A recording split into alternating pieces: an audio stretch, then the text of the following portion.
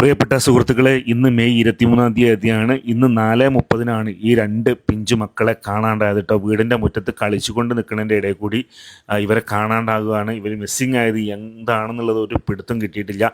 പരിസരങ്ങളിലൊക്കെ അന്വേഷിച്ചിട്ടൊന്നും ഒരു പിടി കിട്ടാത്തതുകൊണ്ട് നമ്മുടെ പൂന്തുറ പോലീസ് സ്റ്റേഷനിൽ ഇപ്പോൾ ഇവർ ബന്ധുക്കൾ പരാതി കൊടുത്തിരിക്കുകയാണ്.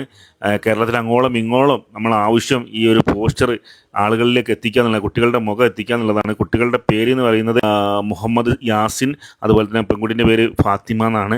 ചെറിയ മക്കളാണ്. അവരൊക്കെ കുടുംബത്തിൻ്റെ കാര്യം ആലോചിക്കുമ്പോൾ നമ്മളെ നെഞ്ചിൻ്റെ ഉള്ളിലൊരു വിങ്ങലാണ് അല്ലേ.